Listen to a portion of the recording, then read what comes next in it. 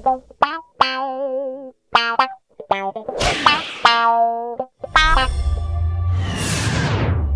a 95% awareness rating, Mars is the star of the chocolate bars. But its name has nothing to do with the planet nor the god of war. No, Mars is the name of the family whose main representative, Frank Mars, took revenge on life. For before his bars became a hit, Frank Mars went bankrupt not once, not twice, but 3 times trying to launch his confectionery. He had to wait for his son to join the family business before finding the recipe for success. Chocolate to keep you going. In 1923, Forrest Mars suggested that his father sell an American bestseller, the milkshake, in the form of a bar. Oh, now I got it! A Milky Way tastes like a malted milk wrapped in chocolate.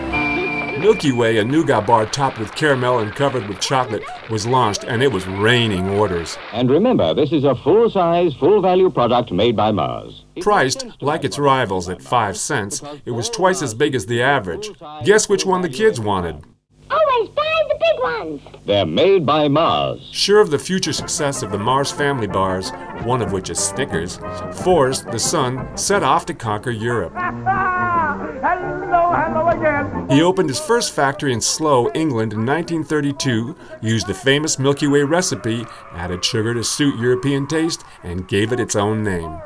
As for the Milky Way brand, the one sold in France was also an adaptation of another bar created by the family, but sold in the USA under a different name. Sorry, try it again. You're right, it's quite a mishmash. But back to Mars, a true institution in Britain. Some things, like the changing of the guard, are part of our way of life. Mars bars are like that. And Forrest Mars, who was also called the Howard Hughes of chocolate, wasn't scared to spend the odd penny. Mars are marvelous, and loved by all the stars. When British television was open to advertising in 1955, he hired stars of the era, such as Petula Clark, to canvass British homes with a simple, efficient slogan. Stars love Mars.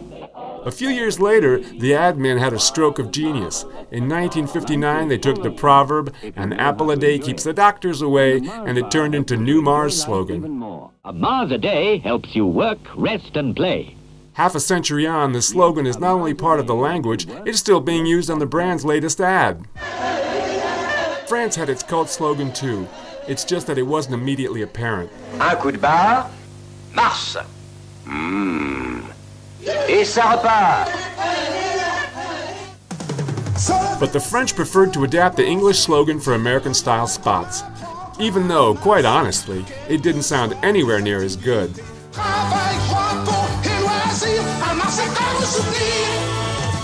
It took 20 years of wandering from slogan to slogan for the ad execs to get back on track in '92, finally calling upon Gérard Jugnot to capture the good old signature on film. I'm going where the cold wind blows. Oh my girl! Oh my girl! Risen from the ashes for the first, but not the last time, the famous slogan not only gave you a shot of energy, Mars, et ça repart. but also a smile. In any case, there was no need to ladle it on. This was the heyday of the chocolate bar, with consumption rising fourfold between 1980 and '98. So even if the ads weren't award winners, it wasn't that important. Eh ben, il faut que j'y aille. C'est les 92 ans de mon mari. Salut, Paulette. Mini-Mars, et ça repart. These were the years of diversification and brand implantation worldwide, notably in Norway, where it went head-to-head with Jap Bar, which could be Mars' twin brother. And there's a reason why. Some years earlier, Forrest Mars had given a Norwegian confectioner a hand by passing on his recipe free of charge.